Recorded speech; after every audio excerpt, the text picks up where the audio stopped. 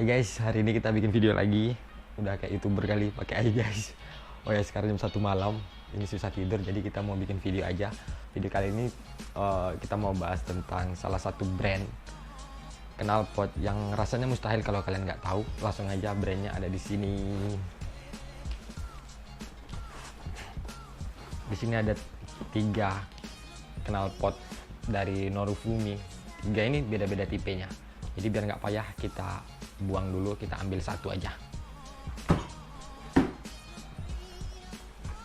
Ini aja. Oh, knalpot Norifumi. Aku udah cari artikelnya di Google tentang sejarah knalpot Norifumi, kapan berdirinya, tapi belum jumpa juga. Cuman yang pasti Norifumi ini produk lokal dari Tangerang. Norifumi ini udah bisa dibilang apa ya, leader marketnya untuk knalpot supermoto sama trail, sampai banyak yang apa ya, banyak yang ngekopi knalpot ini. Jadi untuk kalian yang pengen beli knalpot ini biar kalian nggak ketipu sama knalpot yang KW, kalian wajib simak ini ya, karena nanti kita mau bahas itu.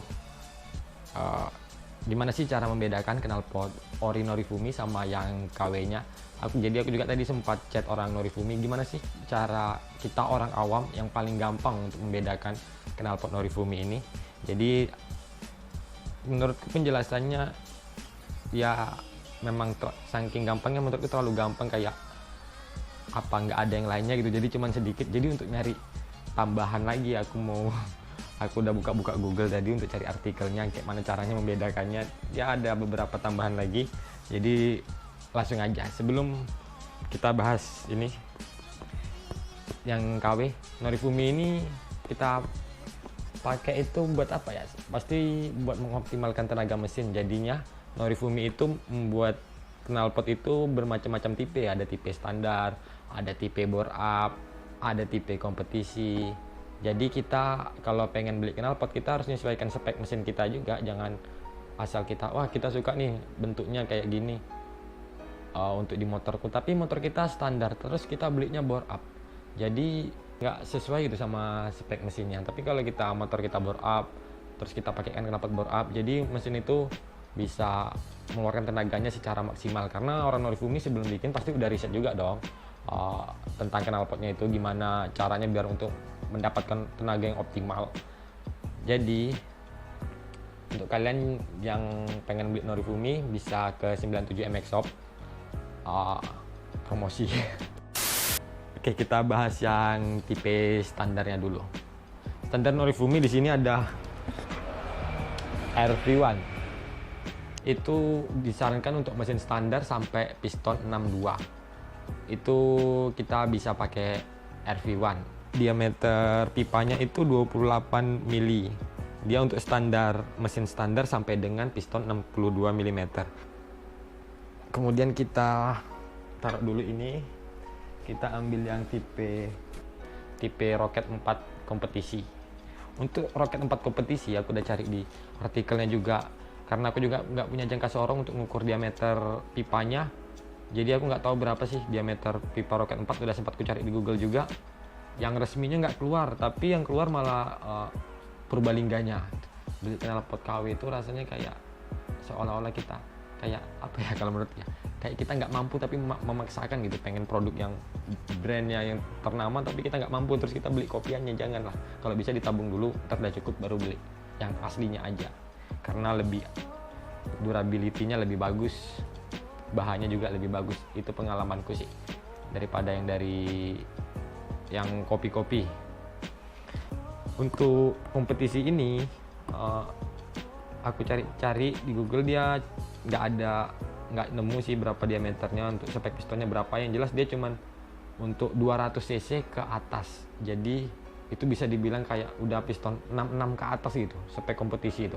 Jadi untuk balap, untuk gas track itu pasti lebih enak sih. Untuk mesin-mesin yang udah bore up ekstrim yang memang dibikin untuk balap, knalpot Rocket 4 ini memang dibikin untuk itu. Ini untuk tipe bore apa kompetisinya. Ada juga Norifumi bikin tipe bore up kayak Rocket 4. Rocket 4 juga itu ada Rocket 4 bore up. Norifumi ini ada banyak macamnya lah. Aku lupa berapa macam, nanti aku apakan aja di videonya ada berapa macam. Kemudian di sini ada Norifumi Torch tipe bore up.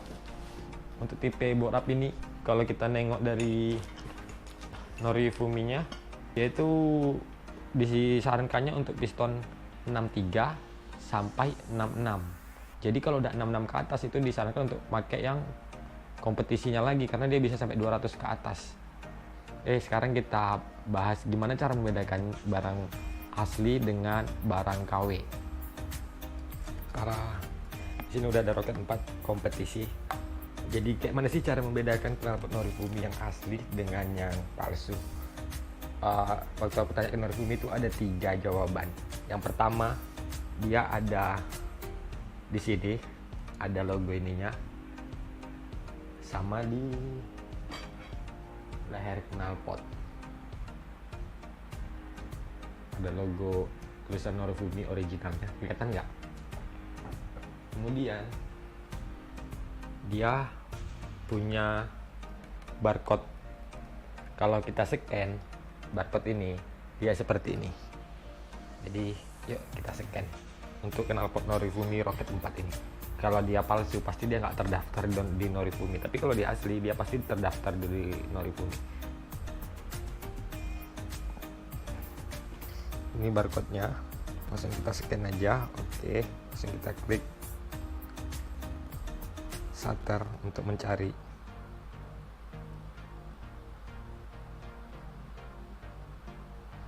Kita klik di Digitara ini, kemudian dia bakal keluar sih. Kalau aslinya pasti dia terdaftar di Norifumi.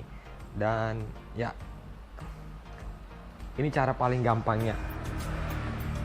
Cuman kan kita kalau beli online kan kita agak susah gitu untuk menyekan ini duluan. Produk yang Anda scan adalah produk original.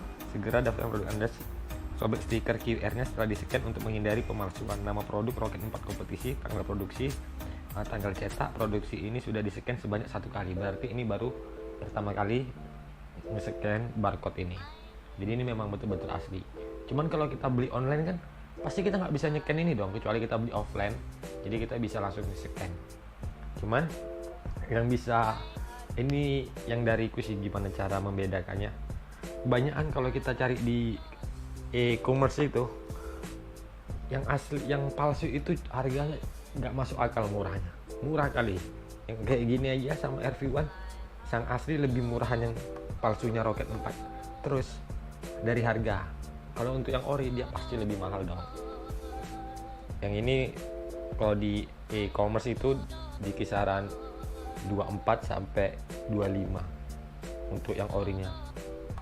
Kemudian kalau kita lihat lagi yang KW-nya untuk produk yang meniru Norifumi, dia tidak apa ya. Kalau Norifumi ini kan 2 nih, dari selengser, leher, terus pakai sambungan ini, jadinya kan 2. Tapi kalau kita tengok lagi di Shopee yang harganya murah-murah yang mereknya Norifumi, itu dia kebanyakan pakai 3 sambungan. Itu aja sih kalau kita lihatnya. Terus kalau kita lihat punya kawan kita, misalnya kalian setelah lihat video ini terus kalian tahu gitu kalau itu palsu, coba deh kalian bandingkan bahannya.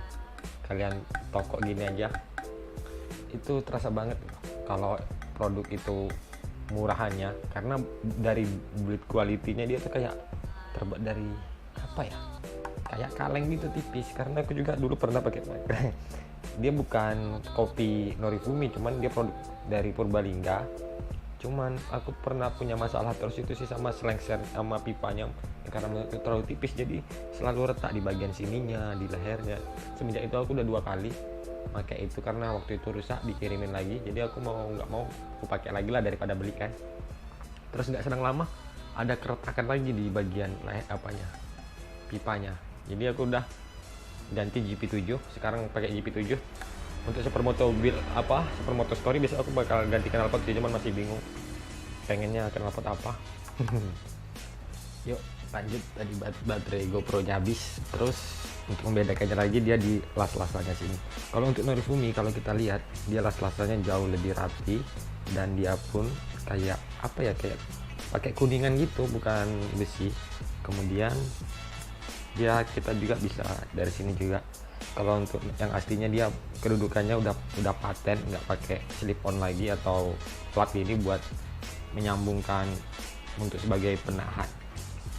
Terus apa lagi ya, itu aja sih. Pertama kita bisa pastikan Norifumi itu asli atau enggak. Kita baru di sini ada laser Norifumi dan di lehernya.